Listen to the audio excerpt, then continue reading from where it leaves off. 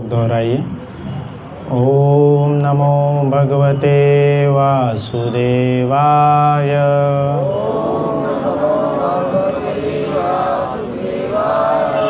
ओम नमो भगवते वासुदेवाय।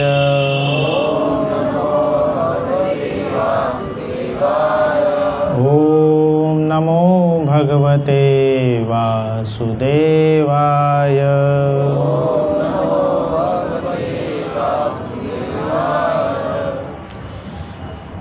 हरे कृष्णा। आप सभी का आज के कथा में स्वागत है। इस्कॉन साईबाबाद में श्रील प्रभुपाद की कृपा से एवं सभी वरिष्ठ भक्तों की कृपा से प्रत्येक रविवार को यहाँ पे साप्ताहिक कार्यक्रम, जिसमें हम भगवद गीता और अन्य शास्त्र भागवत से कुछ श्लोकों को लेकर उसका स्मरण करते हैं। आजकल हम देख सकते हैं हमारे ध्यान को भटकाने वाले, है ना, कई सारे वस्तुएं, कई सारे जगह हैं, कई सारे चीज़ें हैं, है ना, कई सारे चीज़ें। अभी इंडिया वर्ल्ड कप जीती थी तो एक जगह पे हमारा मुंबई में प्रोग्राम होता है, तो वहाँ का मुझे मैसेज आया था कि वहाँ पे हमने कुछ यूथ का प्रोग्राम्स किए थे भगवद गीता के ऊपर, पर भक्त लोग ज़्यादा बाहर की दुनिया में रहते नहीं हैं, तो पता नहीं था कि उस दिन वर्ल्ड कप का फाइनल है। तो उस दिन प्रोग्राम रख लिए, कोई भी नहीं आया, कोई भी नहीं आया। सिर्फ वर्ल्ड कप फाइनल जब एंड हो रहा था, आधा घंटा आखिरी का जो समय बचा था, तब 2 लड़के आए, उन्हीं के साथ हमने जो लेक्चर्स हुए बस। तो वर्ल्ड कप क्रिकेट हो या कोई पॉलिटिकल इवेंट हो या राजनीतिक इवेंट या स्पोर्ट्स या किसी भी प्रकार का कोई इवेंट हो, हमारे ध्यान को भटकाने के लिए अनंत चीज़ें हैं। पर आज के श्लोक में हम जानेंगे, हम सब लोग यहाँ पे देख रहा हूँ मैं, ज़्यादातर भक्त लोग तिलक लगा के आए और बहुत सारे कंठी माला भी पहने हैं। एक जगह एक वैष्णव बोल रहे थे कि तिलक लगा ले, तिलक 10 रुपये का, कंठी माला वही 30-40 रुपये के, और माता अगर साड़ी है, प्रभु जी धोती कुर्ता पहन लें, जो भी रेट है उसका 1000 तक में सब कवर हो जाता है। 1000 रुपये के भक्त बन जाते हैं हम, 1000 रुपये में कोई भी भक्त तैयार हो जाते हैं। तो आज हम लोग इस श्लोक में जानेंगे, भगवद गीता का एक ऐसा श्लोक लेंगे जहाँ पे कृष्ण, जो हम भक्त बनते ना, तो कृष्ण की किसकी भक्ति कर रहे हैं हम? भगवान कृष्ण की, कान्हा जी की भक्ति कर रहे हैं। तो कान्हा जी की, कृष्ण की हमसे क्या उम्मीदें हैं? वो हमें आदेश नहीं दे रहे, उम्मीद रख रहे हैं हमसे, किसी भी भक्त से। हम देखेंगे भारतवर्ष में और स्पेशली यूपी में कोई भी ऐसा बंदा नहीं होगा, कोई भी ऐसा नहीं होगा जो कि वृंदावन नहीं गया है, बांके बिहारी जी का दर्शन नहीं किया है, सब ने किए हैं। तो क्या भगवान क्या उम्मीद रखते हैं? सिर्फ दर्शन करके आओ, सिर्फ बस ऐसे ही खाओ पियो सुनो और चर्चा करो निकलो? तो आज के श्लोक में हम उसके ऊपर चर्चा करेंगे। बहुत ही इम्पोर्टेंट श्लोक है। आप सब लोग 10वें अध्याय, उसको रहने दीजिए, वो उड़ते रहेगा, या तो नीचे रख दीजिए, ग्लास नीचे रख दीजिए। तो 10वें अध्याय का 9वां श्लोक आप सब लोग मोबाइल में गूगल पे निकाल लीजिए। 10वें अध्याय का 9वां श्लोक हम चर्चा करेंगे। आप सब लोग मेरे पीछे एक एक श्लोक का एक एक शब्द दोहराइए। मच्चित्ता मद्गता प्राणा, पूरा बोलेंगे। मच्चित्ता मद्गता प्राणा बोधयन्त परस्परं कथयन्तश्च मां नित्यं तुष्यन्ति च रमन्ति च। फिर से, मच्चित्ता मद्गता प्राणा बोधयन्त परस्परं कथयन्तश्च मां नित्यं तुष्यन्ति च रमन्ति च। अभी और ज़्यादा जोर लगा के बोलिए। ये श्लोक स्वयं कृष्ण ने बोले हैं, कृष्ण की वाणी को आप दोहरा रहे हैं, तो पूरा जोर लगा के बोलिए। जो लोग नहीं बोले वो लोग स्पेशली बोलिए, ठीक है। मच्चित्ता मद्गता प्राणा बोधयन्त परस्परम कथयन्तश्च मां नित्यं तुष्यन्ति च रमन्ति च। श्लोक का अर्थ और तात्पर्य श्रील प्रभुपाद जी के द्वारा। श्रील प्रभुपाद की जय। अर्थ: मेरे शुद्ध भक्तों के विचार मुझ में वास करते हैं, उनके जीवन मेरी सेवा में अर्पित रहते हैं और वे एक दूसरे को ज्ञान प्रदान करते तथा मेरे विषय में बात करते हुए परम संतोष तथा आनंद का अनुभव करते हैं। गुरु वंदना करेंगे। ओम अज्ञानतिमिरन्धस्य ज्ञानाञ्जनशलाकया चक्षुरुन्मीलितं येन तस्मै श्रीगुरुवे नमः। श्रीचैतन्यमनोभीष्टं स्थापितं येन भूतले स्वयं रूपः कदा मह्यं ददाति स्वपदान्तिकं।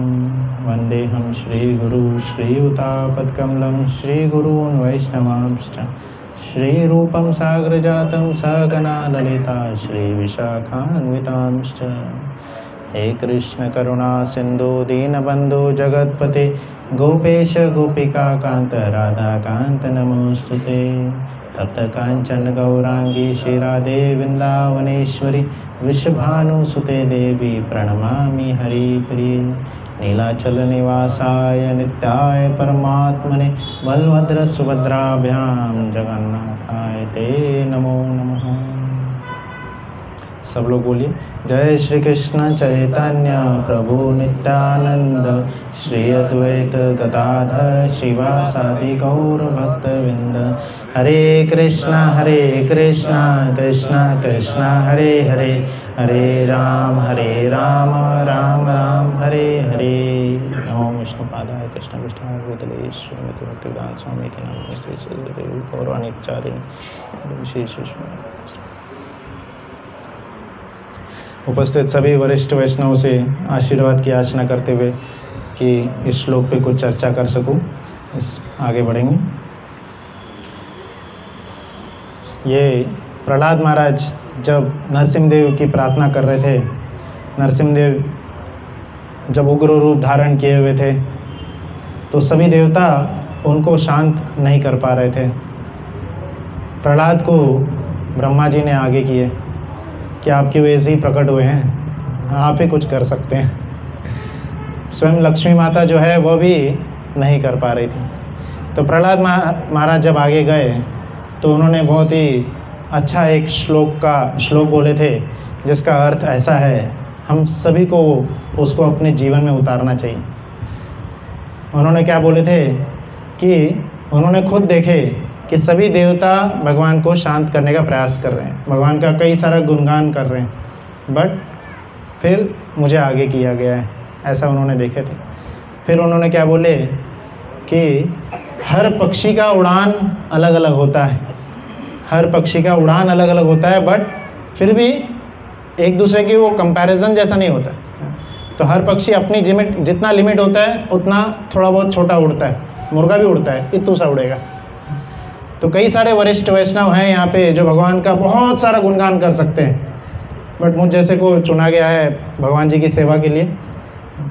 तो थोड़ा बहुत जो भी अच्छा लगे आपको, गुरु की महिमा है, और जो बुरा लगे मुझे क्षमा कर दीजिए। हम सब लोग देखते हैं भगवद गीता में और बाकी श्रील प्रभुपाद के पुस्तकों से हमने पढ़े हैं कि परम पुरुषोत्तम भगवान श्री कृष्ण। एक बार श्रील प्रभुपाद जी उनके सामने कई सारे वेद के ज्ञानी बैठे थे, कोई द्विवेदी है, कोई त्रिवेदी है, ऐसे बैठे हुए थे वेद के ज्ञानी सब, भारत की बात है। और वह ऐसे ही प्रभुपाद जी अपने मंदिर में बैठे थे। तो वहाँ पे उनके फॉरेन शिष्य भी ये थे, श्याम सुंदर प्रभु, मालती माता जी वो भी थे, और उनकी एक छोटी सी बेटी थी, वो 3 साल की थी। तो वो भी ऐसे खेल रही थी। तो उसी समय बात चल रही थी, प्रभुपाद जी सबसे पूछे थे कि भगवान कौन है। कई सारे वेदज्ञ जो थे, वेद के ज्ञानी बोलने लगे तो बहुत ही डिफ़िकल्ट क्वेश्चन है, बहुत ही मतलब ये एक शब्दों में बयान करने वाला आंसर क्वेश्चन ही नहीं है। तो कई सारे लोग अपना अपना बोलने लगे, हाँ ये है भगवान, वो है भगवान।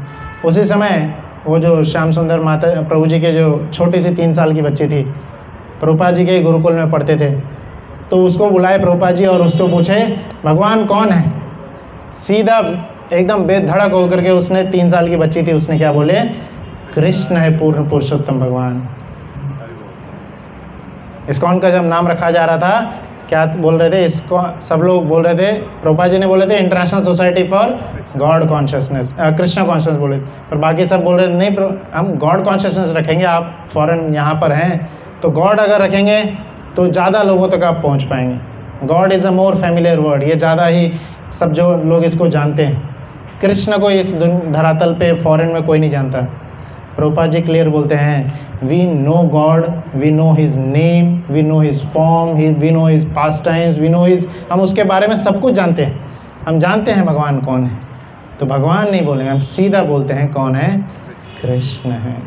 एक बहुत सुंदर सा श्लोक है कुंती महारानी का, आप सब लोग दोहराइए। कृष्णाय वासुदेवाय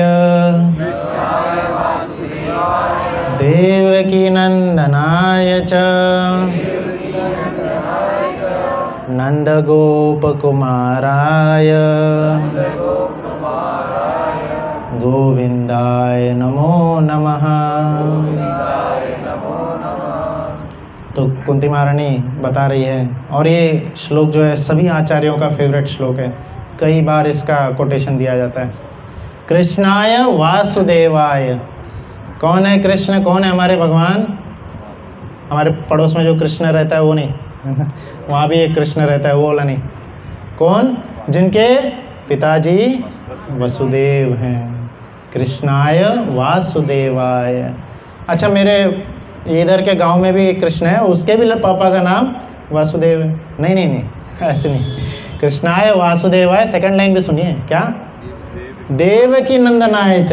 वसुदेव तो ठीक है, रह सकता है, इनसे कोइंसिडेंट गलती से हो सकता है, बट माता का नाम देवकी है, और साथ में वह ठीक है, वसुदेव और देवकी के भी पुत्र हैं, पर नंद बाबा भी उनके पिता हैं।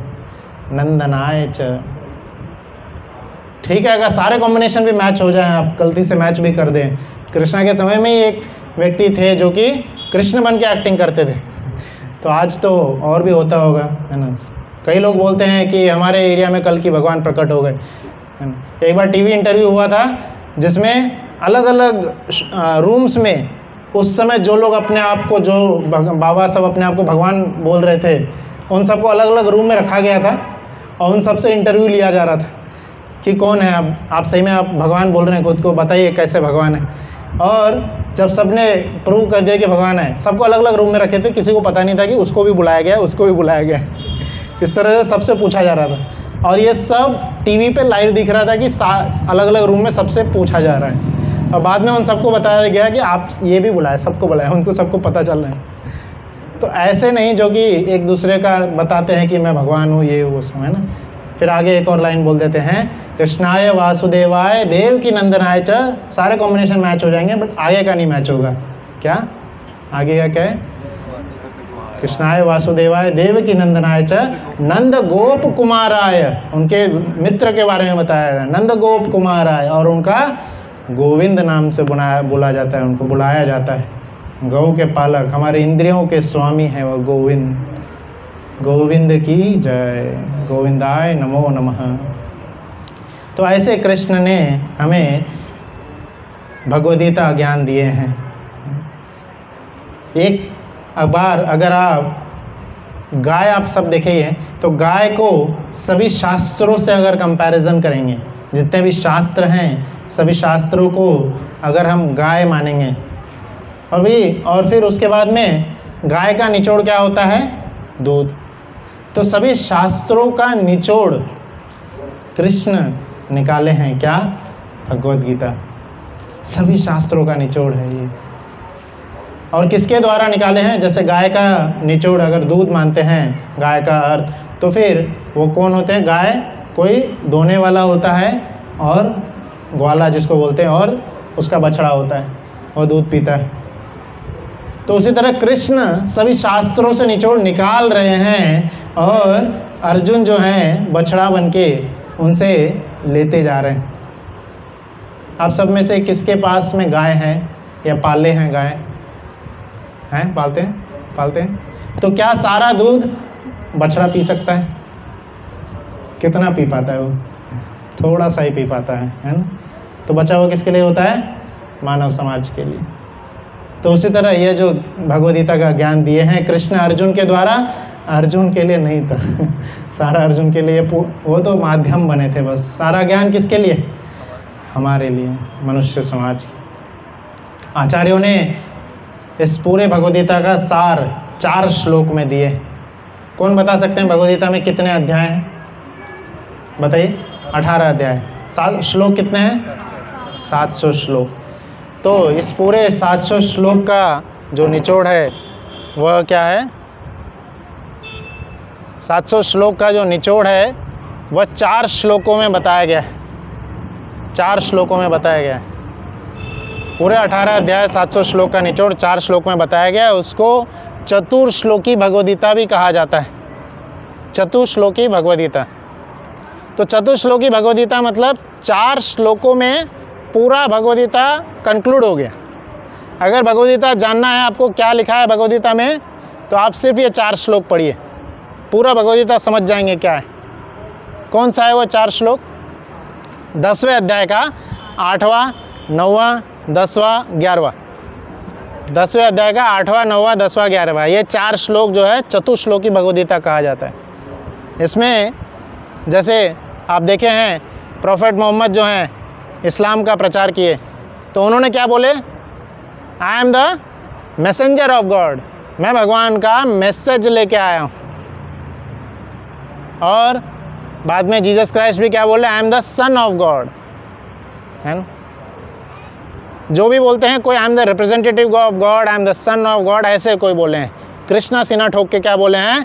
10वें अध्याय के 8वें श्लोक में बोलते हैं हम सर्वस्य प्रभवो मत्ता सर्वम प्रवर्तते इति मत्वा भजन्ते माम मूढ़ा भाव समन्विता। मैं हूँ वो भगवान, मैं हूँ वो जिसके कोई बेटा है या पुत्र है या संतान, ऐसा कृष्ण बोले। तो किसको नमन करना है हमें? कृष्ण को नमन करना है। क्यों नहीं हम नमन कर पाते हैं? जब हम समझ गए कि कृष्ण को नमन करना है, कृष्ण पूर्ण पुरुषोत्तम भगवान हैं, सब सर्वोपरि हैं। कृष्ण क्या बोलते हैं? अहम सर्वस्य प्रभो, मेरे ऊपर कोई है ही नहीं, है ना? तो जब ऐसा बोल दिए तो क्यों नहीं हम नमन कर पाते हैं? कोई कारण बताएंगे? हम भगवान कृष्ण को क्यों नहीं नमन कर पाते हैं? फॉल्स ईगो, हमारे अंदर अहंकार भरा हुआ है। और जैसे मैंने पहले स्टार्टिंग में बोला था कि इस दुनिया में हमें भटकाने वाले लोग बहुत हैं, भटकने वाले वस्तुएं बहुत हैं। इसलिए एक आचार्य गाते हैं, बहुत सुंदर गीत है, आप सब लोग दोहराइए और गाने का प्रयास करिए। भूलिया तुम्हार संसार आसिया, पेया नाना विधा व्याथा। हरे हरे कृष्णा, हरे कृष्णा। तो एक आचार्य गाते हैं भूलिया तुम्हार, हम कृष्ण को भूल के, भूलिया तुम्हार संसार आसिया, संसार में हम फंस चुके हैं, इसीलिए तो हम नहीं बुला पाते ना कृष्ण को। एक आश्चर्य वाली बात है, आचार्यगण लिखते हैं, क्या आश्चर्य वाली बात है? इस हरिनाम का इतना महिमा है, इतना महिमा है इस हरिनाम का, हरे कृष्ण महामंत्र का इतना महिमा है। एक पवित्र नाम हमें सभी कोटि कोटि जन्मों के पाप से मुक्त कर सकता है। एक पवित्र नाम, हरे कृष्णा कृष्णा कृष्णा हरे हरे, हरे राम राम राम हरे हरे। एक पवित्र नाम कोटि जन्मों के पाप से मुक्त कर सकता है। पर आचार्यगण क्या बोलते हैं? हम संसार में इस तरह से खो जाते हैं कि एक नाम भी लेने का हमें समय नहीं मिलता है, हम ले नहीं पाते हैं, हम भूल जाते हैं, है ना। हरे कृष्ण, हरे कृष्ण। तो इस तरह से जैसे चर्चा कर रहे थे कि कृष्ण का एक नाम, भगवान का एक नाम भी हमें कोटि जन्मों के पाप से मुक्त कर सकता है, पर इस संसार में फंसकर हम भूल जाते हैं, उस महत्व को भूल जाते हैं, हरिनाम के शक्ति को भूल जाते हैं और नहीं ले पाते हैं नाम, नहीं ले पाते हैं। कितना आसान है, गाड़ी चलाते वक्त नाम जप कर सकते हैं, ले सकते हैं, बैठे बैठे ले सकते हैं, चलते चलते ले सकते हैं, खाना बनाते हुए ले सकते हैं, इवन बाथरूम में ले सकते हैं, बाथरूम में भी नाम ले सकते हैं।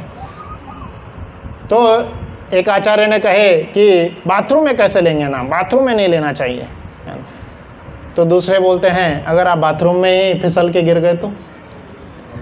एक हीरोइन थी, उसका नाम याद नहीं, कोई बाथरूम में, हाँ श्रीदेवी है ना, बाथरूम में टब में फिसल के मर गई, है ना। टब में नहा रहे होंगे, वहीं ज़्यादा पानी होगा, फिसल गए, हो गया लास्ट। तो कहाँ ये है कि बाथरूम में नहीं नाम लेते हैं, हर पल नाम लेना चाहिए। नारद मुनि तो कहते हैं जो पल, जैसे बैंकर हर पल इन्वेस्टमेंट चेक करते रहते हैं, मेरा कितना प्रॉफिट हुआ, कितना लॉस हुआ, आप हर पल चेक करिए कितने पल आपने भगवान का नाम लिए। जो पल नाम लिए वो प्रॉफिट में गिना जाएगा, जो पल नहीं लिए वो लॉस में गिना जाएगा। सबसे बड़ा घाटा, है ना, सबसे बड़ा घाटा। तो श्री कृष्ण इतना आसान बना दिए हैं भक्ति, इतना आसान बनाए। और एक कारण था, जैसे प्रभु जी स्टार्टिंग में बोले थे कि हमें अपने अहंकार के कारण नहीं ले सकते हैं, संसार में फंसने के कारण भगवान जी का नाम नहीं ले सकते हैं, संसार के आकर्षणों को देखते हुए हम नाम नहीं ले सकते हैं, है ना। तो संसार के आकर्षण हमें क्यों अट्रैक्ट करते हैं, मैं एक एक चीज़ एक थोड़ा डिटेल में जाएंगे, एक एक चीज़ को समझते हुए जाएंगे। हमने स्टार्टिंग में चर्चा की है कि कृष्ण कौन है, भगवद्गीता क्या है, फिर चतुर्श्लोकी भगवद्गीता पे आए, चतुर्श्लोकी भगवद्गीता, उसमें से पहले ही श्लोक में जब कृष्णा बोल दिए कि अहम सर्वस्व प्रभो, मैं ही सर्वोपरि हूँ, कृष्ण के ऊपर भी कोई नहीं है, तो हम क्यों नहीं नाम ले पाते। तो क्या होता है कि हमारा मन, हम क्या करते हैं, कहीं ना तो कहीं जो भी छोटा मोटा आकर्षण का चीज़ दिख रहा है उसमें हम फंस जाते हैं, उसमें हम फंस जाते हैं और फिर उसका गुणगान करते रह जाते हैं, उसका गुणगान करते हैं। कैसे, जैसे सिंपल सा अभी जैसे वर्ल्ड कप था, तो वर्ल्ड कप जब ख़त्म हुआ उसके हफ्ते भर तक या महीने भर तक आसपास के हर गली में, हर दुकान में सिर्फ उसी की चर्चा हो रही थी, है ना। क्यों चर्चा कर रहे थे लोग वर्ल्ड कप की, ये प्रैक्टिकल आप सब लोग देखे भी हैं, तो क्यों चर्चा कर रहे थे, बोलिए। क्योंकि उसमें आनंद आ रहा था, है ना, कैसे, हाँ, तो कैसे उसमें उसने आखिरी का कैच पकड़ा, कैसे बॉल हुआ, कैसे आखिरी के मिनट में कैसे कन्वर्शन हो गया, मैच जीत गए, इतना रोमांचक था, और दिन भर उसी की चर्चा हो रही है, दिन भर उसके ऊपर कौन कमेंट कितना कमेंट कर रहा है, उसके बाद क्या हो रहा है, पूरा उसी के ऊपर चर्चा हो रही है ना। क्यों हो रही है चर्चा, क्योंकि वो जो प्लेयर है उस प्लेयर के बारे में हम जानते हैं, उस प्लेयर के बारे में जानते हैं, जो भी प्लेयर्स हैं वहाँ पे, और वो प्लेयर का हम पास्ट रिकॉर्ड भी जानते हैं, हाँ इसने ऐसा ऐसा खेला है और अब भी बहुत अच्छा खेला है, इसलिए हम उसकी तारीफ़ करते हैं और उसके तारीफ़ को सुनने में हम आनंद लेते हैं। कितने भी बड़े भक्त होंगे, सबका कभी न तो कभी उस साइड भी रुझान चला जाता है। हालांकि कृष्ण क्या बोल रहे हैं, बोधयंत परस्परम, मेरे बारे में चर्चा करो, मत चित्ता मत गता प्राणा, मेरे बारे में मुझ में प्राण लगाओ, नहीं, हमारा प्राण उसमें लग जाता है जिसमें हम कई बार सुन चुके हैं। तो यहाँ पे बात आती है कि हम कृष्ण के बारे में उतना सुने नहीं हैं, कृष्ण के बारे में उतना जाने नहीं हैं, कृष्ण के गुणगान को हम उतना जानते नहीं हैं, हमने अभी तक कृष्ण में रस नहीं लिया है। इसलिए कृष्ण से ज़्यादा अच्छा हमें विराट कोहली लगता है, कृष्ण से ज़्यादा हमें अच्छा जो भी क्रिकेट स्टार है या हॉलीवुड स्टार है या बॉलीवुड स्टार है या लोकल पॉलिटिशियन है, यहाँ वो जीत गया, सब लोग हो जाते हैं ये कैसे जीत गया, कुछ लोग खुशी में हो जाते हैं, कुछ लोग दुखी में हो जाते हैं, क्यों जीता, कुछ लोग वाह ये जीत गया तो उसके में हम रुचि लेते हैं, कोई दुख होता है कोई रुचि लेता है। क्यों? क्योंकि हम कृष्ण के बारे में उतना नहीं जानते हैं। और अभी बहुत अच्छा अवसर आया है कृष्ण के बारे में, हमारे प्यारे माधव राधा मदन मोहन के बारे में जानने का। क्या समय चल रहा है अभी 17 तारीख को आषाढ़ी एकादशी, देवशयनी एकादशी आएगी, चतुर्मास का समय चालू होगा। और उसके बाद में अगले ही महीने क्या है? जन्माष्टमी महामहोत्सव की जय।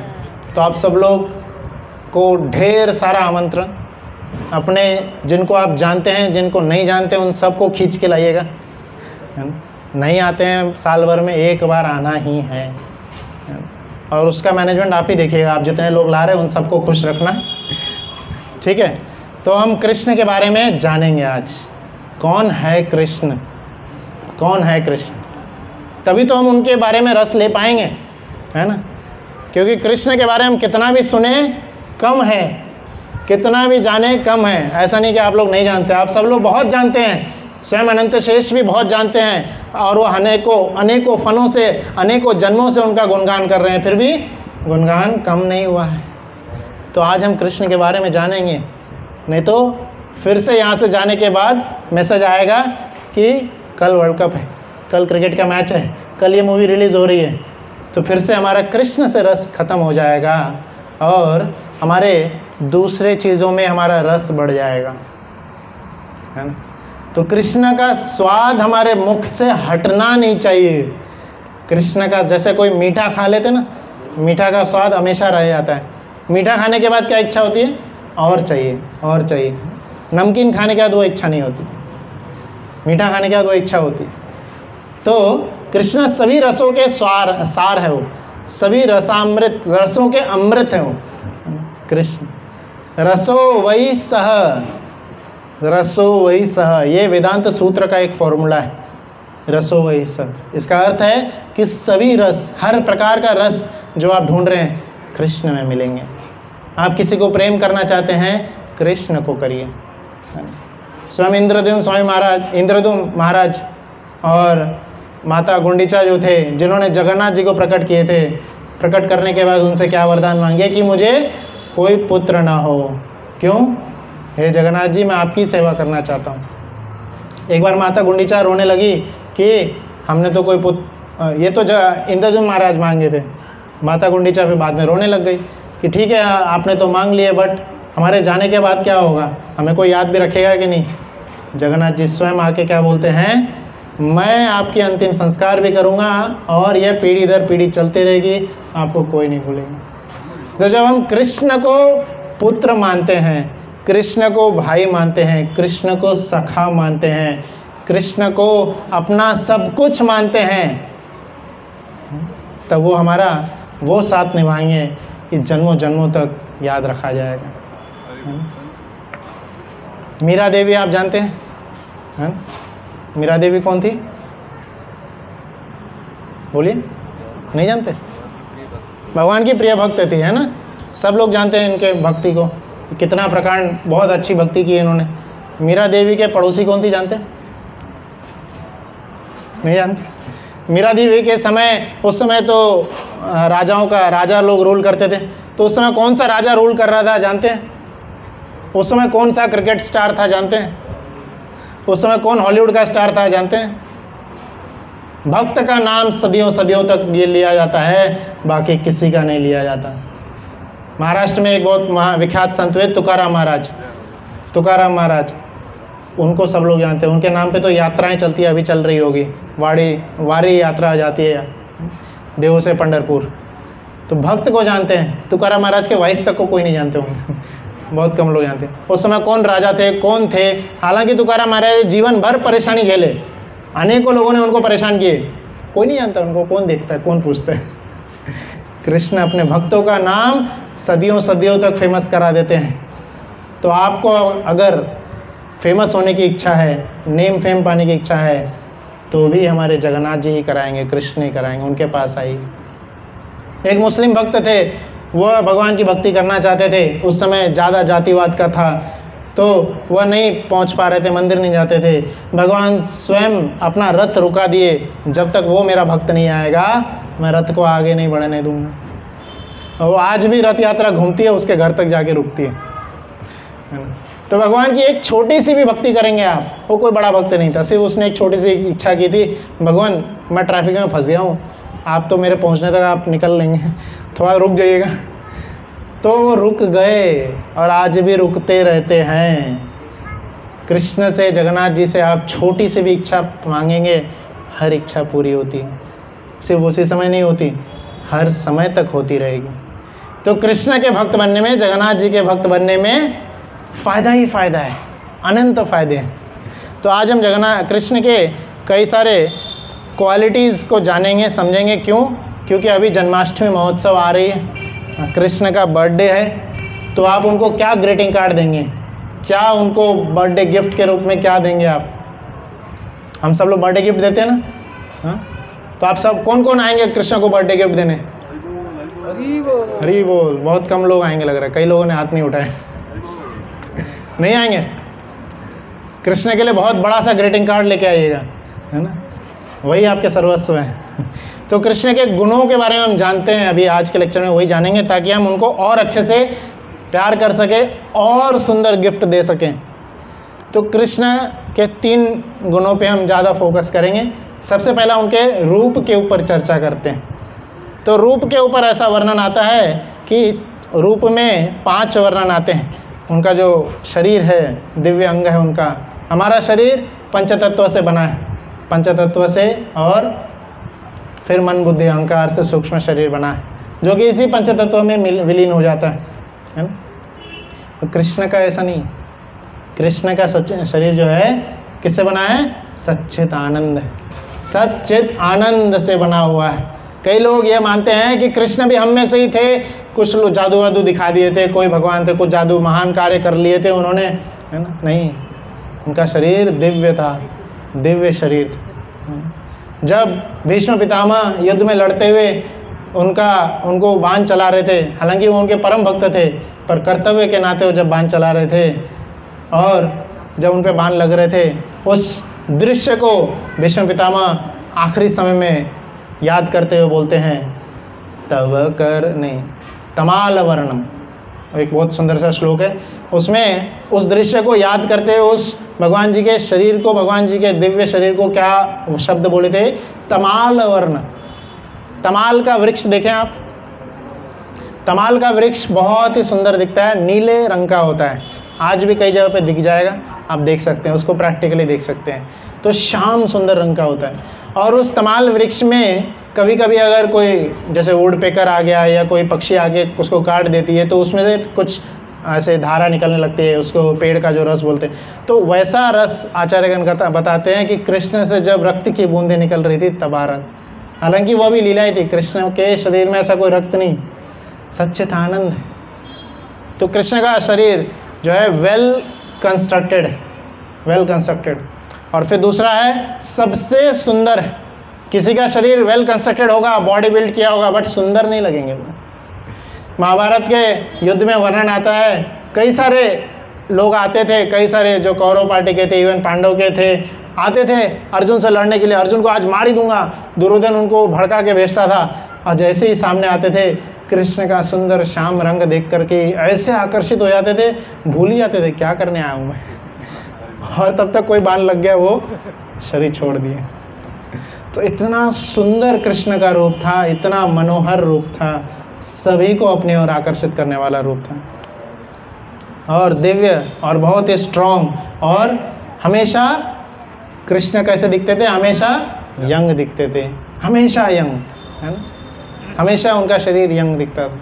कभी ऐसा आप फोटो नहीं देखे होंगे कृष्ण जो है बड़ी बड़ी दाढ़ी लेके आए हैं, वाइट कलर की, येलो कलर की, रेड कलर की। तो ये उनके रूप का वर्णन हुआ। वैसे ये रूप का ही वर्णन करने जाऊंगा, पूरा लेक्चर उसमें जाएगा, आगे बढ़ते हैं जल्दी से। फिर कृष्णा का अगर क्वालिटी और देखेंगे, ठीक है, कोई रूप बहुत अच्छा होगा। वाणी कृष्ण की इतनी सुंदर थी, इतनी मनमोहक थी, सभी लोग उनके ओर आकर्षित हो जाते थे, सभी। एक बहुत ही सुंदर उदाहरण आता है उसका कि कृष्ण हालांकि रूप बदल करके जरासंध से लड़ने गए थे, जरासंध से लड़ने गए थे। जरासंध को कृष्ण 18 बार हरा चुके थे, 18 बार कृष्ण से जरासंध को हरा दिए थे।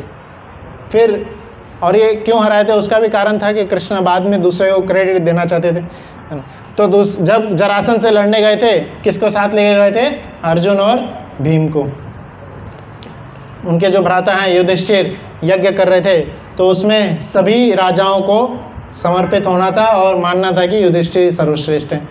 तो बीच में जो है जरासंध आ रहे थे, तो जरासंध का भगवान लीला समाप्त करने के लिए जा रहे थे, अर्जुन और भीम को लेके गए थे। और कैसे?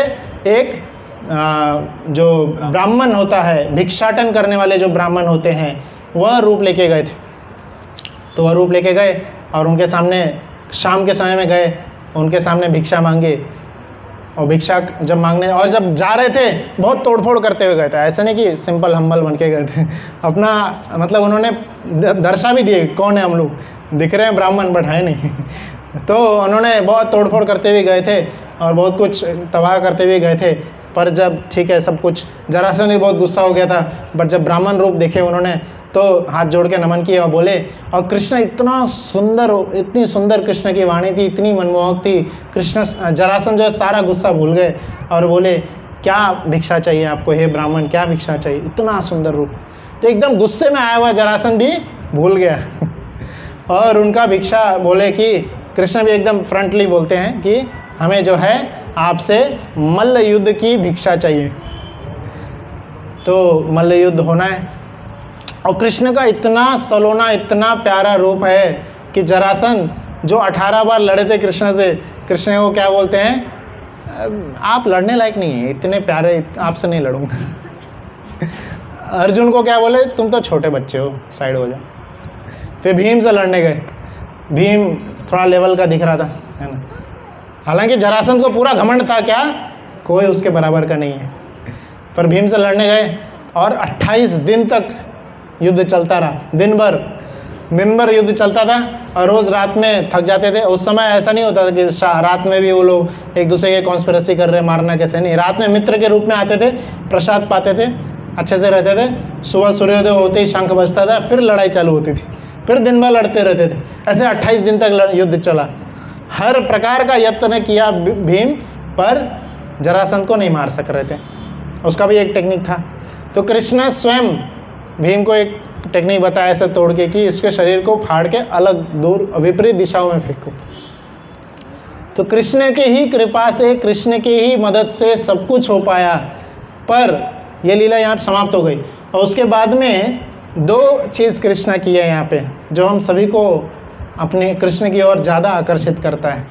तो जब जरासंध मारे गए, तो ऐसा नहीं था कि जरासंध मारे गए तो उनका राज्य, जरासंध कौन से राज्य पे राज करते थे?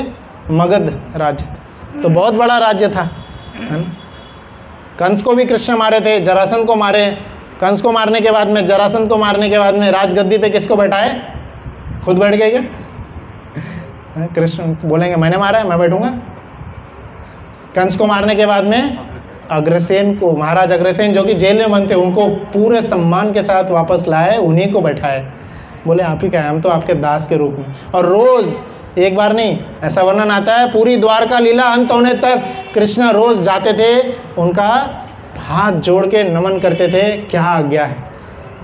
कृष्ण जो कि आदि गुरु हैं, पूरे सृष्टि के रचयिता हैं, पूरे सृष्टि के सभी ब्रह्मांड के नायक जो उनको नमन करते हैं, कृष्ण जाके अग्रसेन महाराज को नमन करते थे।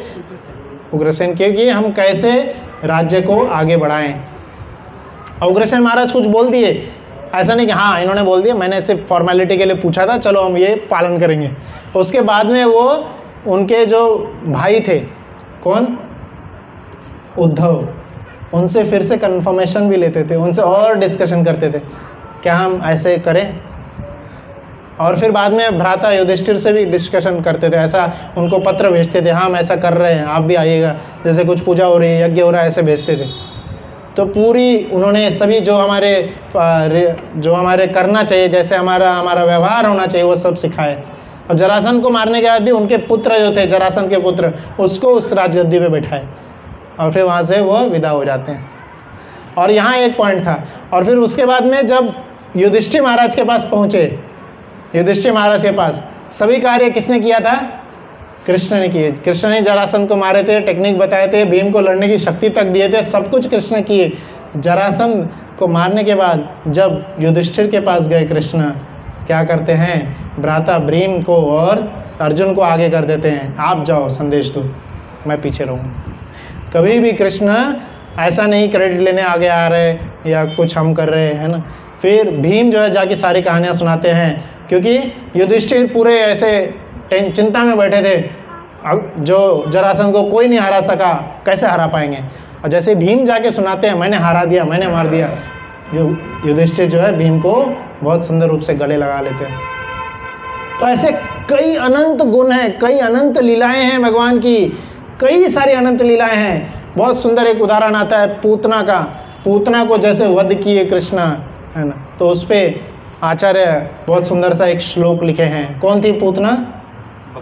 बकी नहीं, बकी तो ठीक है, पर जैसे हम सब अपने पीछे, जैसे मैं यहाँ पे अभी अभी जुड़ा हूँ इस एरिया में, कई जगह पे घूमने जाता हूँ दान मांगने, कई घरों के पीछे नाम लिखा रहता है, बहुत सुंदर टैग लगा रहता है। सब लोग अपने नाम का टैग लगाते हैं, कोई एडवोकेट लगाता है, कोई डॉक्टर लगाता है, कोई इंजीनियर लगाता है, कोई बिल्डर लगा देता है, जो भी है सब लोग अपने पीछे, या कोई पुजारी लगाता है, कोई टैग लगाता है ना। तो आचार्यगण पूतना का टैग लगा रहे हैं, क्या बहुत सुंदरता टैग लगाते हैं क्या? बाल घातिनी, बाल घातिनी, वह राक्षसनी जो कि छोटे छोटे नवजात शिशु को मारने वाली। मतलब पहले ही उस राक्षसनी का वैल्यू बता दिए, क्या है, क्या करती थी वो। अहो बकीयम स्तनकालकूटम जिघाम सयायादप्य स्वसाध्वी लेभे गति धात्रिमुचितं ततो अन्यम कम वा दयालुम शरणम रजे, कम वा दयालुम शरणम रजे। हम सब लोग इस संसार में फंसे हुए हैं, कृष्ण की लीलाओं को, कृष्ण की सुंदर लीलाओं को भूलकर फंसे हुए हैं। ऐसे ही सुखदेव गोस्वामी भी फंसे थे, सुखदेव गोस्वामी भी चले गए थे। व्यासदेव जी ने अपने शिष्यों को यह वाला श्लोक रट्टा मार के भिजवाए।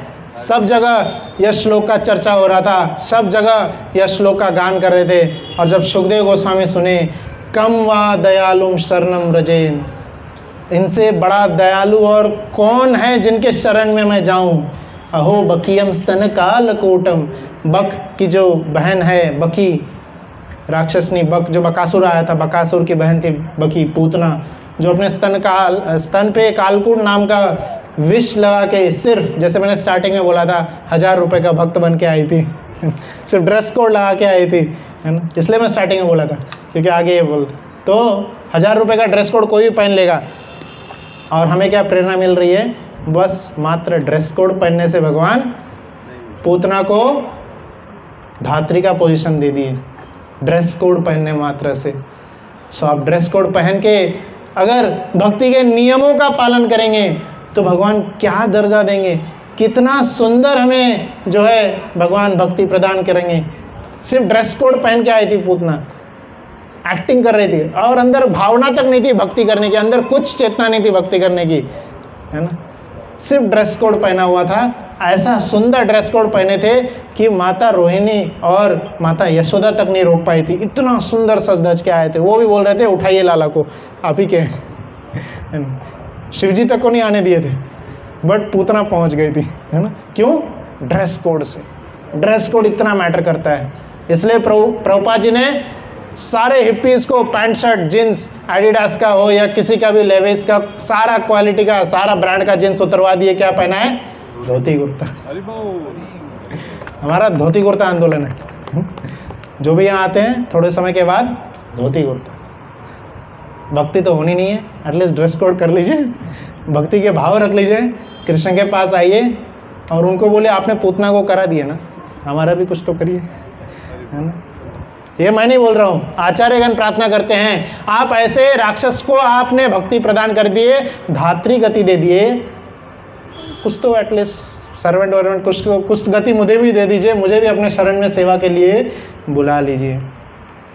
तो तो इतने सारे अनंत गुण हैं कृष्ण के, इनसे बड़ा दयालु और कौन है जिनके शरण में हम जा सकते हैं? इनसे बड़ा दयालु और कोई नहीं है। तो कैसे हम भगवान के शरण में जा सकते हैं? इस श्लोक में भगवान 3 तरीके बताए थे। क्या श्लोक में तरीका बताए थे? मत चित्ता, हमारा चित्त जो इतने सारे बाहर के वस्तुओं में लगा हुआ है, बाहर के चीज़ों में लगा हुआ है, चित्त को कृष्ण में लगाना है, चित्त को कृष्ण में लगाना है। मत गता प्राणा, अपने प्राण को कृष्ण को अपना प्राण मानना है, प्राण है ना, प्राण धन मानना है, प्राण धन। राम रतन धन पायो, है ना, पायो जी मैंने राम रतन धन पायो। इससे बड़ा धन और कोई नहीं है, कोई भी नहीं, कुछ भी नहीं, कुछ भी नहीं। आचार्यगण बताते हैं एक बहुत बड़ा नास्तिक था, बहुत ज़्यादा नास्तिक, इतना ज़्यादा नास्तिक था गलती से भी वह हरी मिर्ची खरीदता ही नहीं था, क्योंकि उसमें हरी बोलना पड़ेगा, हरी का नाम लेना पड़ेगा, है ना। हरी हरी हरी हरी, सब लोग बोलिए हरी हरी। हरी नाम लेने से भी आप पवित्र तर जाएंगे।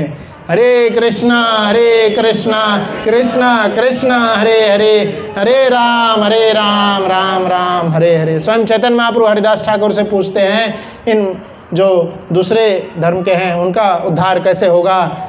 जो भगवान को नहीं मानते हैं, जो भगवान के शरण में नहीं आते हैं, वो हरिदास ठाकुर क्या बोले? वो गलती से अपने ही शब्द में हराम बोलते हैं, हराम में राम है, उद्धार हो जाएगा राम, वह शब्द बोलने से भी राम उद्धार हो जाएगा। तो गलती से भी नाम लेने से उद्धार हो जाता है। तो वो इतना बड़ा नास्तिक था, गलती से भी नाम नहीं लेता था। पर क्या हो गया, एक बार जो वो अंतिम समय जब उसका आया, तो उसको वैसे तो पता नहीं रहता कब अंतिम समय हमारा, तो नाविक वो उस समय क्या हो रहा था, एक नाव से दूसरे साइड में जा रहा था, रिवर क्रॉस कर रहा था, और अचानक जो है तूफान आ गया, और उस रिवर जो क्रॉस कर रहे थे उसमें नाविक था, नाविक का नाम गोविंद था, उस नाविक का नाम गोविंद था। तो बाढ़ आई, उसने अब उतनी देर बातचीत हो गई थी कि उसका नाम पता चल गया था। अब वो डूबने लगा, उसको तैरना नहीं आता था, इसको तैरना आता था। उसके नाव पे फूल रखा हुआ था, और अंतिम समय में उसने उस नाविक को पुकार लिया, बचाओ बचाओ गोविंदा। इस प्रकार से उसने शरीर छोड़ा, उसके अनेकों जन्मों के पाप खत्म हो गए, सीधा भगवत धाम। क्योंकि अंतिम समय में जो आप भाव से नाम ले रहे हैं भगवान वो देखते हैं। तो हरिनाम बहुत ज़्यादा पावरफुल है, हर पल सिर्फ हरिनाम में डूबे रहिए। हरे कृष्णा कृष्णा कृष्णा हरे हरे, हरे राम राम राम हरे। इसलिए कृष्णा बोले हैं, वो कृष्ण हमसे उम्मीद कर रहे हैं ये 3 चीज़। क्या? मत चित्ता, मेरे भक्तों का चित्त मेरे में लगा रहेगा, मेरे भक्त मुझे प्राण धन मानेंगे। और तीसरा क्या बोलते हैं? बोधयंत परस्परम, अगर कुछ नहीं करें, मुझे प्राण धन नहीं माने, चित्त मुझे में नहीं लगा, एटलीस्ट मेरे बारे में बातचीत करिए। कृष्ण की चर्चाएं हमें करनी चाहिए, जिस तरह से वृंदावन में होता था। वृंदावन में जो भी कृष्ण की लीला होती थी, कृष्ण अघासुर को मार के आए, कृष्ण बकासुर को मार के आए, उनके भक्तगण, उनके जो गोप सखा आकर के कृष्ण इधर वृंदावन में बताते थे, और वहाँ पे जो कवि थे वो उसको कविता रूप में बना देते थे, और सब लोग वहाँ पे गाते थे कि कैसे कृष्ण जो है इस असुर का लीला किए, इस असुर का मंदन किए, इस असुर को हराए, है ना। कैसे उन्होंने जो वृंदावन में कई सारे लीलाएं की, उस सब का वो कविता के रूप में बना करके हमेशा गान करते रहते थे। तो यही हमें करना है। जब भी हम आपस में मिलते हैं, आपस में क्या करना है? बोधयंत परस्परम। आपस में ये बातचीत नहीं करनी है तुमने सब्जी में क्या बनाई, आलू का क्या रेट चल रहा है, आज आते वक्त आपने ये ड्रेस क्या पहन लिए, आपका कलर मैच नहीं हो रहा है। ऐसी बहुत सारी बातें हैं जो आप कर सकते हैं, बट नहीं करना है ना। हमें कंट्रोल करना है, जो कि बहुत मुश्किल है ना। आपस में जब भी मिले हरे कृष्णा बात करें, हरे कृष्णा ही बोलना है। गुंडीचा मार्जन हो रहा था, चैतन्य महाप्रभु जब गुंडीचा मार्जन कर रहे थे, जब यहाँ पे भी हुआ था गुंडीचा मार्जन, सफाई कर रहे थे, कितने भक्त वहाँ पे आए थे? अनंत भक्त आए थे। कई सारे भक्त आकर के गुंडीचा मार्जन कर रहे थे, मंदिर की सफाई कर रहे थे। मंदिर की सफाई, इतने भक्त आए हैं, बहुत शोर शराबा होगा? नहीं, कुछ शोर शराबा नहीं था। आपस में वो जब इवन झाड़ू दे रहे थे, मटका दे रहे थे, पानी दे रहे थे, क्या बोल रहे थे? हरि बोल हरि बोल, मटका देते हैं, बोल रहे थे हरि बोल हरि बोल हरि बोल एक दूसरे को बुला भी रहे थे हरि बोल, हरि हरि हरि हरि करके। इस मुख से सिर्फ हरि का ही नाम निकलना चाहिए, नहीं तो जो भी शब्द निकला, जो भी समय हमने दिए, वह सब वेस्ट है, वह सब आपके नेगेटिव बैंक अकाउंट में चला गया वो किसी काम का नहीं है। बाकी जितना भी है आपका प्रॉफिट दिलाएगा आपको, तो आपके ऊपर है आप कितना आप प्रॉफिट गेन कर रहे हैं। आप सब लोग पूरा दिन अंत होने के बाद में एक चार्ट बना सकते हैं, आज मैंने कितना प्रॉफिट कमाया, कितना लॉस में गया, मतलब कितना हरिनाम लिया, कितना समय हरिनाम नहीं लिया। ये मैं नहीं बोल रहा हूँ, कृष्ण की आपसे उम्मीद है, आपकी जगन्नाथ जी की आपसे उम्मीद है कि आप भगवान जी का हमेशा स्मरण करते रहें। और ये एक बार नहीं, कृष्ण भगवद्गीता में कई जगह पे बोले हैं सततम कीर्तयन्तु माम, है ना, और कई जगह पे बोले हैं। जैसे यहाँ आप नीचे जाएंगे, बहुत सुंदर सा भगवान जी का श्लोक लगा हुआ है, क्या, अहम तो हम सर्व पापे मोक्षयिष्यामि मा शुचः। उसमें भी भगवान क्या बोले हैं, हाँ, एक बहुत ही सुंदर सा शब्द बोले हैं। जानते हैं ये श्लोक कौन पूरा जानता है? ये लास्ट जो श्लोक मैंने बोला अभी, हाँ बोलिए, जानते हैं? माम एकम, है ना, इसमें बहुत ही सुंदर सा शब्द है माम एकम, अनन्यास चिंतयन्तो माम। कई सारे श्लोकों में कृष्ण क्या फोकस दे रहे हैं, सिर्फ मुझे, सिर्फ मुझे, माम एकम शरणम व्रज, है ना, अनन्यास चिंतयन्तो माम, सिर्फ मुझे। कृष्ण आपको क्या लगता है होशियार नहीं है? बोल सकते थे आप इनका भी ले लो, मेरा भी ले लो, सभी देवताओं का ले लो, नहीं, कृष्ण कई बार बोले हैं माम एकम। और हम यह कैसे बढ़ा सकते हैं नाम? तो यह जो नाम लेने में हमें जो रुचि है, स्टार्टिंग में मैंने बताया कि कृष्ण कौन है, कृष्ण के गुणों के ऊपर चर्चा की है, फिर कृष्ण का नाम हम क्यों नहीं ले पाते हैं, यह सब के ऊपर मैंने चर्चा किया। और अंत में यह एक और टॉपिक हम चर्चा करेंगे कि कृष्ण का नाम हम बार बार कैसे ले पाएंगे, क्या करने से हम भगवान का नाम बार बार ले सकते हैं, यह चर्चा करके अंत करेंगे, समय भी हो रहा है। तो फिर वह क्या चीज़ है जिसका जो करने से हम भगवान जी का नाम और बार बार ले सकते हैं, क्या है, कोई बोल सकते हैं? सेवा। भगवान जी की सेवा हम जितनी ज़्यादा करेंगे उतना ज़्यादा हम कृष्ण का नाम लेने में उत्साहित होते हैं। कैसी होती है कृष्ण की सेवा? बहुत आसान है। सेवा समझते ही सब लोग एकदम बहुत ज़्यादा मानने लगते, अरे इतना बड़ा काम है कौन करेगा, मंदिर जाना पड़ेगा, ये नहीं। जैसे आप सब लोगों के लिए अभी बहुत सुंदर प्रसाद का व्यवस्था किया गया है, प्रसाद के लिए आप सब लोग उत्साहित हैं? इतना उत्साहित है, सोच रहा हूँ कब एंड करेंगे प्रभु जी कोई बात नहीं, जल्दी आखिरी टॉपिक है तो प्रसाद लेना भी एक सेवा है, सब लोग भरपेट लीजिए प्रसाद, प्रसाद लेना भी एक सेवा है ना। जगन्नाथ जी यहाँ पे प्रकट है, जगन्नाथ जी एक ऐसा रूप है जो कि आपको प्रसाद पा करके आप भगवत धाम चले जाएंगे। प्रभुपाद जी बोलते थे eat your way back to Godhead, eat your way back to Godhead, कुछ नहीं करना है, आप बस प्रसाद पाते रहिए। ये वचन ले लीजिए कि इस गले से नीचे भगवान को बिना भोग लगाए हुए कुछ भी नहीं उतरेगा, आप सीधा भगवत धाम चले जाएंगे। तो प्रसाद पाना सेवा है, मंदिर मार्जन करना सेवा है, भगवान का नाम लेना सेवा है, गीता पाठ करना सेवा है, मंदिर आना सेवा है। तो सेवा में सबसे बड़ा क्या आ जाता है, अगर मंदिर आ रहे तो सुबह मॉर्निंग प्रोग्राम में आप आइए। मॉर्निंग प्रोग्राम यहाँ पे सुबह 4:30 बजे प्रभुपाद जी की कृपा से इस्कॉन के जितने भी मंदिर हैं, जितने भी, आज तो अनंत मंदिर हैं, कई जगह पे मंदिर है, गाज़ियाबाद में 3 जगह पर है, शारदा में जाएंगे वहाँ है, दिल्ली में कई सारे 100 से ज़्यादा मंदिर है, छोटे छोटे सेंटर्स कितने सारे हैं, जो भी सेंटर्स है, जो भी मंदिर है, हर मंदिर में सुबह 4:30 बजे शंख बजता है, आरती होती है, मंगल आरती सुबह 4:30 के बाद 7 बजे आरती होगी, 12 बजे आरती होगी, फिर 4 बजे शाम में होगी, फिर शाम में 7 बजे गौर आरती होगी। तो इन आरती में आप भाग ले सकते हैं, आरती से भाग नहीं लेना है, आरती में भाग लेना, आरती में पूरा प्रेजेंट रहना है। आरती में अब आरती के शब्दों को सुनिए, क्या बोला जा रहा है, क्या आरती बोली जा रही है, क्या मंगलाचरण गाया जा रहा है, वो सुनने से हमें भगवान के प्रति और ज़्यादा रुचि होगा, और ज़्यादा हमें भगवान के प्रति आकर्षण होगा। आप लोग वृंदावन गए हैं, वृंदावन का इस्कॉन मंदिर सब लोग गए, वहाँ के इस्कॉन मंदिर में जो मंगल आरती गाया जाता है, क्या गाते हैं? विभावरी शेष आलोक प्रवेश, है ना। ये बहुत सुंदर सा गाते हैं। आप ये अगर जो लोग नहीं जानते हैं गूगल पे देखिएगा, विभावरी शेष। नहीं जानते हैं तो आपस में किसी से, प्रभु जी से पूछ लीजिएगा क्या होता है विभावरी। तो यह गीत इतना सुंदर गीत है, इस गीत में भगवान की सारी लीलाओं का वर्णन है, सारी लीलाएं का वर्णन है। भगवान ने कैसे इस असुर का दमन किए, इस असुर को मारे, यहाँ गए, गोवर्धन उठाए, सभी लीलाओं का वर्णन है। बस इसी आरती को सुनने से ही भगवान की पूरी लीलाओं का स्मरण हो जाता है। और यही भगवान बोल रहे हैं मच्चित्ता।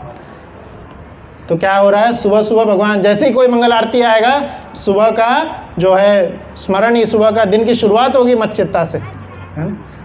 प्रभुपाद जी ने मंगल आरती जो मॉर्निंग प्रोग्राम बनाए हैं, ये ऐसा बनाए हैं कि जो रूप गोस्वामी जो थे, आचार्य जो थे, उन्होंने भक्ति के 64 अंग बोले थे। भक्ति के 64 अंग होते हैं, 64 तरीके से आप भक्ति में आगे बढ़ सकते हैं। जैसे तुलसी को जल देना, तुलसी की प्रदक्षिणा करना, सुबह भगवान का दर्शन करना, भगवान को दंडवत प्रणाम करना, गुरु को दंडवत प्रणाम करना, ऐसे अनंत हैं।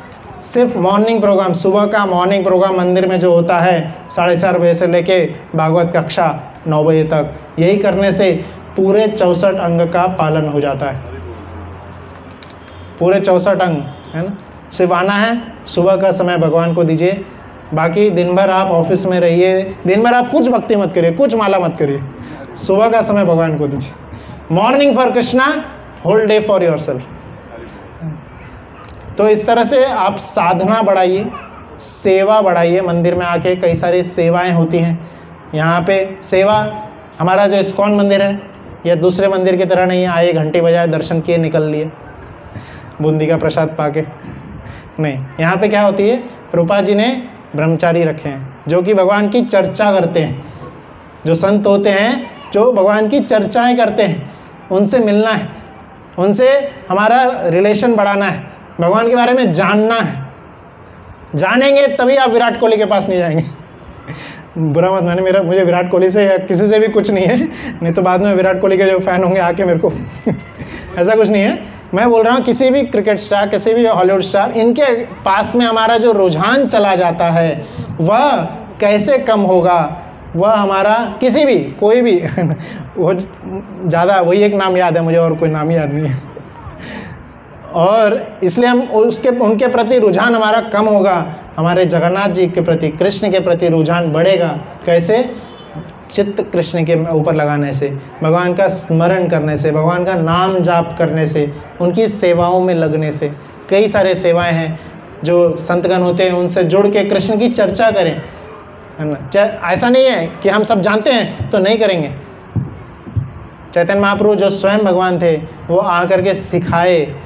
कृष्ण ने तो भगवद्गीता में बोल दिया, हाँ ऐसे ऐसे करना, पर जब उन्होंने देखे नहीं कर पा रहे हैं तो कृष्ण स्वयं भक्त रूप लेकर के आए हैं। भक्त रूप स्वरूपकम, भक्त रूप लेकर के आए हैं, सिखाए हैं। ध्रुव महाराज की लीला वो 1000 बार सुनते थे। चैतन्य महाप्रभु जब आए थे, ध्रुव महाराज की लीलाएं, प्रहलाद महाराज की लीलाएं रुचि लेकर के बार बार सुनते थे, बार बार वही ध्रुव महाराज के। हम जानते हैं क्या है प्रहलाद महाराज की कैसी लीलाएं, पर इन लीलाओं में हमेशा क्या रहता है, नित्य नवीनतम रहता है, नवीन नया रस प्रदान होते रहता है। क्यों? क्योंकि इनमें से कोई भी जो कथा है भौतिक कथा नहीं है, भौतिक कथा नहीं है यह, क्योंकि भौतिक वस्तु के बारे में ही नहीं है। यह सब आध्यात्मिक कथा है। यह सब क्या है, सीधा किसको कनेक्ट करता है, आत्मा को कनेक्ट करता है ना। भौतिक दुनिया में हम जो भी करेंगे, हम बाहर गाड़ी में पेट्रोल डालेंगे या जो पिंजरा है उसको पेंटिंग करेंगे आप, पर पिंजरे के अंदर जो पक्षी है, गाड़ी के अंदर जो ड्राइवर है, उसका भोजन क्या होगा, उसका भोजन क्या है। हमारा जो शरीर है यह क्या है, गाड़ी है। कृष्ण भगवद्गीता में बोले, मैं नहीं बोल रहा हूँ, यंत्र रूढ़ानी माया, यह जो शरीर है यंत्र है, ये यंत्र है हमारा शरीर। कई लोग होते हैं हाथ होते हुए भी उनका हाथ काम नहीं कर पाता है, पैर होते हुए भी नहीं कर पाता है। क्यों? सब कुछ तो है, तो शरीर काम नहीं करता। शरीर तो एक यंत्र है, मशीन है। इस शरीर को ऑर्डर देने वाला कोई है कि तुम काम करो। कौन दे रहे हैं वो ऑर्डर? कौन अलाउ कर रहे हैं? कौन हमारे हाथ को अलाउ कर रहे हैं कि उठ जा? कौन हमारे पैर को अलाउ कर रहे हैं कि चल जा? कृष्ण कर रहे हैं। पर फिर भी कृष्ण हमें एक छोटा सा क्या इच्छा दे के रखते हैं, स्व इच्छा। मैंने तुम्हारे पैर को अलाउ कर दिया कि तुम चलो, पर पैर को चल के लेके जाना कहाँ है ये आपके ऊपर है। अगर आप भौतिक जगहों पे लेके जाएंगे, भौतिक जगह के कर्म में आप बंध जाएंगे, वहीं मंदिर के आरती में आएंगे आप कर्मों से निकलते चले जाएंगे। आप आँखों को अगर भौतिक चीज़ों में देखने में लगाएंगे, भौतिक बंधन में आप फंसते चले जाएंगे। आँखों को अगर भगवान का दिव्य रूप का दर्शन करने में लगाएंगे, भौतिक बंधनों से आप निकलते चले जाएंगे। इसलिए वह आँख ही नहीं है शुद्ध जो भगवान जी का दर्शन करे। इसलिए आप सभी लोग, यही निवेदन है, यही इस श्लोक का सार है, गीता का सार है। गीता का सार बताया था चतुश्लोकी भगवद्गीता, उसमें से यह एक श्लोक है, पूरे गीता का सार है। और गीता क्या है? कृष्ण की स्वयं वाणी है। यही सार है कि आप कृष्ण में अपना और ज़्यादा स्मरण करिए, उनकी लीलाओं को और ज़्यादा चिंतन करिए, मंदिर में आके कई सारे सेवाओं में लगिए, साधना बढ़ाइए। हरे कृष्णा कृष्णा कृष्णा हरे हरे, हरे राम राम राम हरे हरे। किसी का कोई प्रश्न है तो पूछ सकते हैं, नहीं तो अंत करें।